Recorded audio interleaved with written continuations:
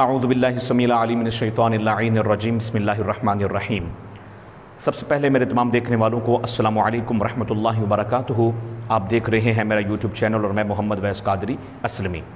ناظرین کرام، آج کا جو ہمارا لیسن ہے وہ نون قطنی کے متعلق ہے، جو اکثر قرآن کریم کے مقامات پر آتا ہے۔ چھوٹا سا نون نیچے لکھا ہوتا ہے اور ہم یہ سوچ رہے ہوتے ہیں کہ پتہ نہیں اب اس کا کیا قاعدہ ہے اور یہ چھوٹا نون کیوں لکھ دیا جاتا ہے، اس چھوٹے نون کو کیا کہتے ہیں، اس کا قاعدہ کیا ہے، تجوید کے حوالے سے اس کو کیا کہتے ہیں اور پھر اس کو کیسے پڑھتے ہیں۔ اس کے متعلق ساری ڈیٹیل جو ہے وہ آج کے لیسن میں ہم آپ سیکھیں گے۔ لیسن نمبر 52 53 53 سبق کے اندر آج انشاءاللہ العزیز آپ نون قطنی کا متعلق کیا کریں گے، بیان پڑھیں گے، ٹھیک ہے۔ تو نون قطنی کسے کہتے ہیں، نون قطنی کی کیا تفصیلات ہیں، تو آئیے شروع کرتے ہیں۔ سبق میں سب سے پہلا جو ہے وہ نون قطنی کا بیان ہے۔ نون قطنی کا بیان، نون قطنی کسے کہتے ہیں، نون قطنی کسے کہتے ہیں۔ تو یہ بھی ہے کہ بہت سارے لوگ ہیں کیونکہ اعراب لگا نہیں ہوتا تو قطنی کو شاید وہ اور طرح پڑھتے ہوں، یہ مجھے اس چیز کا اندازہ نہیں ہے، لیکن ایسا بھی ہو سکتا ہے کہ وہ نون قطنی پڑھتے ہوں یا ان کو اعراب کا پتہ نہ چلتا ہو تو وہ کہیں گے کہ اب اس نون کو کیا کہتے کیا ہے، یا کہیں لکھا دیکھا ہو تو وہ ان کو اعراب نہیں آتا ہوگا تو وہ کہیں گے کہ نون قطنی ہے، اس کو کیسے پڑھیں گے۔ تو یاد رکھیے نون قطنی، قطنی کا جو درست لفظ ہے وہ قطنی ہے، قاف کے اوپر پیش ہے، ٹھیک ہے۔ نون قطنی کا بیان کہتے ہیں تنوین کے بعد حمزہ وصلی آ جائے تو وصل میں حمزہ وصلی گرا دیتے ہیں۔ تنوین کے بعد کیا آ جائے، حمزہ وصلی آ جائے۔ حمزہ وصلی کا مطلب کیا ہے، ملانے والا حمزہ، جو ملا کر پڑھا جاتا ہے، جو ملا کر پڑھا جاتا ہے۔ تو اسے وصل میں ملانے کی صورت میں کیا کریں گے، تو کیا کہتے ہیں، اس کو ختم کر دیں گے، گرا دیں گے، اور پھر تنوین کا جو نون ساکن ہوتا ہے اس کو زیر دے کر ایک چھوٹا سا نون کیا لکھ دیا جاتا ہے، چھوٹا سا لکھ دیا جاتا ہے۔ تو یہ نون قطنی کی سمپل سی تعریف ہے اور آج کا لیسن ہے بھی بہت آسان سا۔ نون قطنی کسے کہتے ہیں، تو یاد رکھیے نون قطنی کسے کہتے ہیں کہ اگر تنوین کے بعد حمزہ وصلی آ جائے، تنوین کے بعد کیا آ جائے، حمزہ، تو وصل کی صورت میں، ملانے کی صورت میں حمزہ کو کیا کر دیں گے، گرا دیں گے، ٹھیک ہے۔ تو بعد میں ظاہر نون تنوین ہی صرف باقی رہ جائے گی۔ تو کہتے ہیں پھر تنوین، کیونکہ دو زبر ہوتا ہے نا، دو زیر دو زبر دو پیش کو کیا کہتے ہیں، تنوین کہتے ہیں۔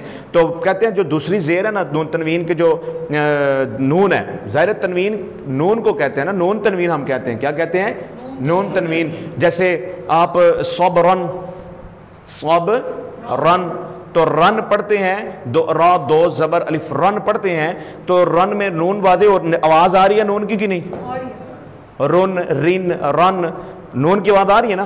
تو کہتے ہیں وہ جو نون ساکن ہوتا ہے نا، تنوین کا نون ساکن جو ہوتا ہے اس کو زیر دے کر ایک چھوٹا سا نون کیا کر دیا جاتا ہے، لکھ دیا جاتا ہے، تو اسے کیا کہتے ہیں، نون قطنی کہتے ہیں، اسے کیا کہتے ہیں، نون۔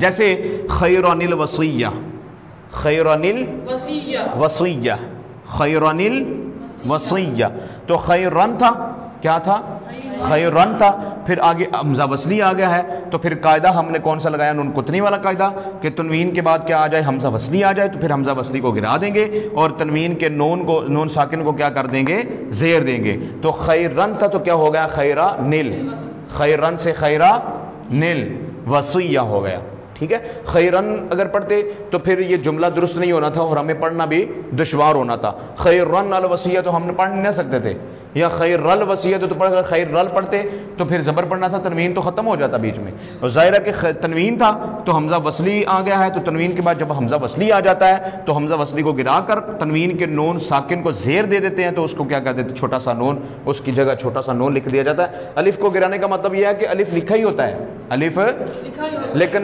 لکھا تو جاتا ہے لیکن پڑھنے کی صورت میں وہ پڑھا نہیں جاتا، تو اس لیے پھر اس کی جگہ میں چھوٹا سا نون لکھ دیا جاتا ہے، اسے کیا کہتے ہیں، نون قطنی کہتے ہیں۔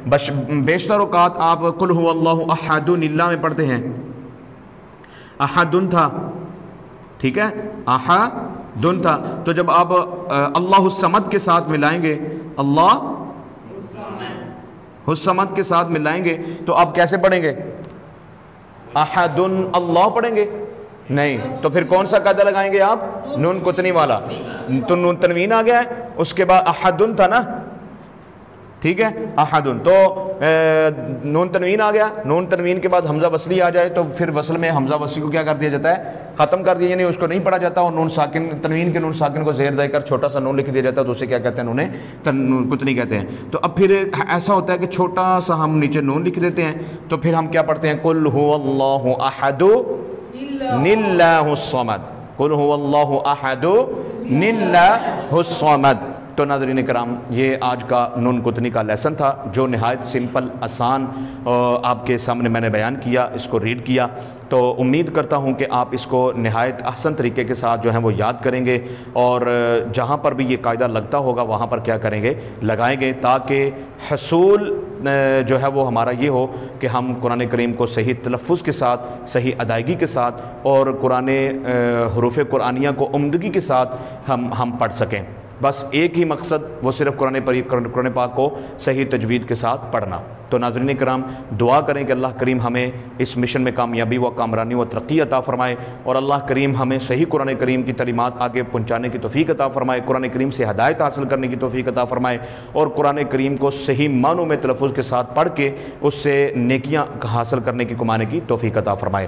مجھے نہ چیز کو اپنے دعاؤں میں یاد رکھیے گا، انشاءاللہ اگلے لیسن میں ملاقات ہوگی۔ اللہ حافظ، السلام علیکم ورحمۃ اللہ وبرکاتہ۔